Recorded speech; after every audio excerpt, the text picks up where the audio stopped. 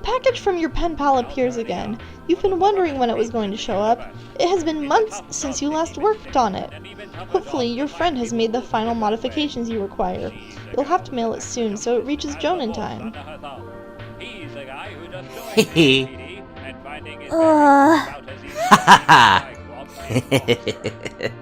Huh? Well, I guess you're not too bad of a troll if this is all you do. Just laughing and stuff.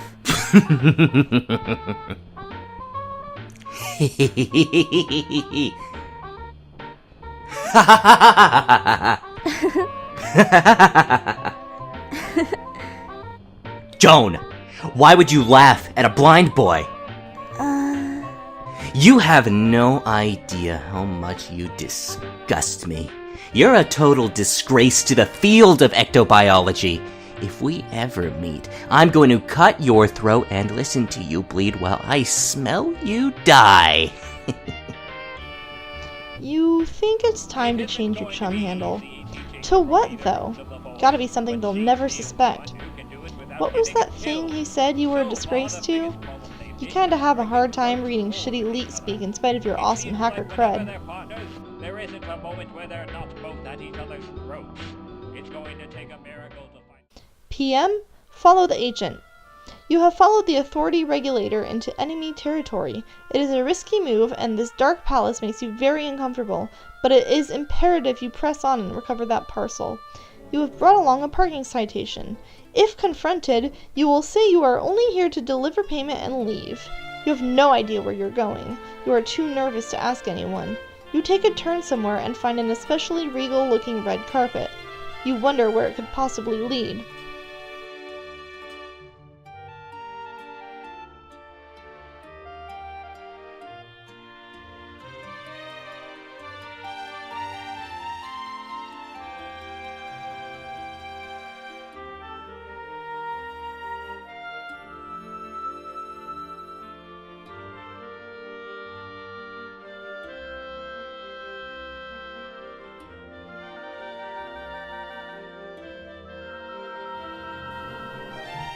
The Black King directs you to the office of the Archagent. She's in charge of most of the tedious paperwork around here. Ross, I must leave now. This is the last you will hear from me. Find your sprite. Realize your purpose. You return to a more typical mindset. You suddenly feel empowered to make important decisions on your own without supervision, parental or otherwise. Ross, sip martini thoughtfully. Such as this one. Just a tiny sip couldn't hurt. Blech. Fourth exile, suddenly appear. A wind-swept minstrel suddenly appears. PM, command Joan to put the carved tablet into a Pyxis. You follow the command telling you to command Joan to put the carved tablet into the Pyxis and type Joan, put the carved tablet into the Pyxis. You successfully do that, and she successfully does that too. Everyone is friendly and cooperative. What the hell was that? It almost sounded like a huge egg appeared in the sky and landed, and then someone mysterious teleported out of it. PM, locate the Archagent. You find the agent's office, but she is nowhere to be found. You eye something on the desk there. PM, grab the box and run! If you act quickly enough, maybe you can grab the package and get out of here before— Can I help you? That ticket had better be notarized and punched in triplicate and presented with the $4 penalty, plus processing fees, or you're wasting valuable time I could otherwise spend shirking my clerical duties. Ticket? Oh, this thing. Look at that, I am holding a ticket. How did that get in my hand? It belongs on the desk with the others. No, I am not here to pay a parking ticket. I am here to pick up that green parcel. I'd rather stab someone to death than process the avalanche of paperwork needed to release the confiscated freight. Also, any legit courier had the pickup forms ready to go. In spite of how I'm supposed to be dressed now but aren't, I ain't nobody's fool. But perhaps an understanding can be reached. She gives you a hit list. Bring her the crowns, she'll give you the box. Jane, examine package. The parcel master departs with his mission of double agency. You wonder if he'll actually be so foolish as to attempt to uphold his end of the lopsided bargain. You make a policy of handing out a regisword and a hit list to just about everyone who enters your office, but you never think anyone's actually going to go through with it. You wish you could watch. He's a dead man. You wonder why he's so desperate to acquire this package. What could be inside? Jane, open it. Danny, punch some cards. You've leached more than enough grist from Joan to afford a punch Designix, which for some reason Jude put in the hallway, making it kind of hard to walk through your apartment, but whatever. You also have plenty of grist for messing around with the alchemitor to manufacture some new gear if you want, but you'd like to figure out what the jumper block does first. Jude keeps dropping a weird assortment of objects for you to captchalogue and punch. You've given up trying to identify any rhyme or reason to the thought process behind it. Danny, put a punched card in a shunt. You put the punched blender card in a shunt just for the hell of it and stick it on the jumper pins. The alchemitor is fitted with the blender upgrade. This upgrade doesn't seem all that useful. Looks like all it does is grind up your totems. Danny, use a punched Game Girl magazine card. The alchemitor is upgraded with a huge metal bust of this awesome girl. The device has been reduced to an utterly useless heap of shit. Time to yank out all the shunts and start over. Jude, draw the punch Designix. Your inscrutable thought process leads you to draw the punch Designix on your scribble pad. The pad recognizes the drawing, but there is no Designix around, and if there was, it would obviously be way too big to captchalogue. Instead, the ghost image of the design is captured along with its captcha code on the back. Jude, send the code to Danny. Danny, here, punch this code, and then put it in the jumper shunty thing and see what it does. Okay. Danny, punch code and put it in the jumper shunty thing. So I guess this is just a built-in Designix, which is sorta cool, I guess, since I won't have to go downstairs and bang the hallway door into the thing and squeeze through every time I want to punch a card. Because of course you couldn't just have put it next to the alchemitor in the first place. But then I have to go downstairs anyway to make totems and Cruxite and stuff, so really, who cares?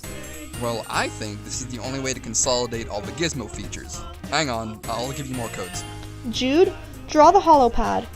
You don't have nearly enough grist to deploy the hollow pad, whatever it does, but maybe you can get it as a freebie upgrade to the alchemitor. Looks like it worked! You love your scribble pad. Danny, upgrade alchemitor with hollow pad. The totem pedestal is converted into a holographic projector. It projects an image of the item the punch code represents. This seems useful for previewing an item the code will produce without spending the grist on it. You test it out with the blender card, but it still renders the alchemitor unusable, at least without further upgrades. Jude, draw the totem lathe. You capture the lathe ghost image and apply the upgrade. Now the hollow pad projects a hologram of the totem that a punch card will create. This appears to turn the alchemitor into a one-stop shopping hub. You punch a card, stick it in, and get your item. Nice! Jude, draw the jumper block. You get the code for the jumper block extension to upgrade the alchemitor with the jumper block extension? Okay, that's kind of a crappy drawing, but it seemed to work anyway. Danny, upgrade. This is getting a little abstract, but it appears to economize on space. Now all you have to do is stick a card in a slot to apply an upgrade. You don't even have to bother with the shunts anymore. Jude, draw the IntelliBeam laser station. This thing looks kind of complicated. Damn it! Danny, captchalogue enlarger. You grab the enlarger from your dismantled photography lab. Danny, upgrade. You apply the enlarger upgrade. Jude, draw air conditioner on roof. You ghost capture the huge air conditioner and give Danny the code to mess around with it. Danny, make air conditioner unit. The size of the object you make is now variable. The bigger, the more expensive, as one would expect. You make a tiny air conditioner. This was totally not a waste of time. Joan, find the car. You find your mother's car near the base of the rocky pillar. It is surrounded by caution tape for some reason. You are reminded to be cautious. You cautiously inspect the vehicle. To no one's surprise but yours, the package and the game are missing. Someone is bugging you. Joan, it's me again. Who? Oh, that's right, the lead-speaking blind one. Go away. Joan, don't make fun of my handicap. Which one? The blindness or the lead speak?